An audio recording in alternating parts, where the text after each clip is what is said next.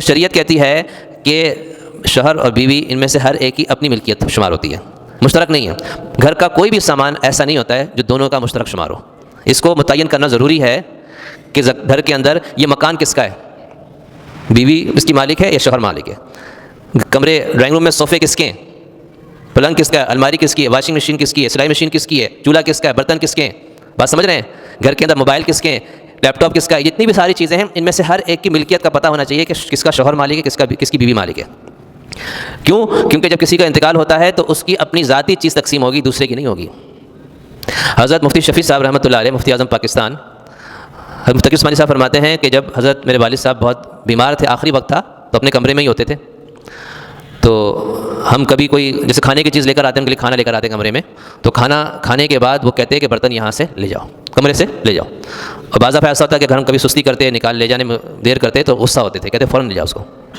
تو اس پر جو ہے نا کہتے ہیں ہمیں اس پر اشکال ہوتا تھا کہ اتنا جلدی کیوں کرتے ہیں اور کیوں غصہ ہو رہے ہوتے ہیں کہ کمرے کے اندر کوئی برتن نہ رہے، فوراً کچن میں پہنچ جائے۔ تو ایک دن کہتے ہیں ہم نے پوچھ لیا کہ بھئی آپ اس پہ اتنا غصہ کیوں ہوتے ہیں، فوراً نکلوانے کا کیوں کہتے ہیں؟ تو اس میں فرمایا ہے کہ میں نے اس کمرے کے اندر جتنی چیزیں وہ میری ملکیت ہیں، اور اس کمرے سے باہر گھر کے اندر جتنی چیزیں میری بیوی کی ملکیت ہیں، میں نے اس کی ملکیت کر دیا ہے وہ۔ اب اگر یہ بات میں نے لکھی ہوئی ہے، اب اگر میرا اس دوران انتقال ہو جاتا ہے اور باہر کی کوئی چیز میرے کمرے میں موجود ہو تو میرے وصیت کے مطابق یا میرے تحریر کے مطابق تو کمرے کی ہر چیز میری ہے۔ اب وہ برتن بھی میرے شمار ہوں گے، حالانکہ برتن میرے نہیں ہیں۔ سمجھ میں آ گئی بات؟ وہ میری بیوی کے ہوں گے، اور اس کے مطابق یہ برتن پھر کیا ہو جائے گا، وارثوں میں تقسیم ہوگا، حالانکہ یہ برتن میری بیوی کے ہیں تو میرے مرنے پر تقسیم نہیں ہونے، یہ میری بیوی کی ملکیت میں رہیں گے۔ تو اس لیے مجھے اس بات کا ڈر ہوتا ہے کہ ایسا نہ ہو کہ اس دوران میرا انتقال ہو گیا اور کوئی ایسی چیز جو میری بیوی کی ملکیت ہے میرے کمرے میں رہ جائے اور میرے وارث یہ سمجھیں کہ یہ میری چیز ہے، اس کو تقسیم کر دیں گے۔ تو اب اندازہ لگائیں کتنی احتیاط کی بات ہے یہ۔ تو یہ ہوتا ہے شریعت پر عمل کرنا، اور آدمی حدود جو اللہ کی طرف سے قائم کردہ حدود ہے اس کا خیال کرنا کہ کوئی کام شریعت کے خلاف نہ ہو جائے۔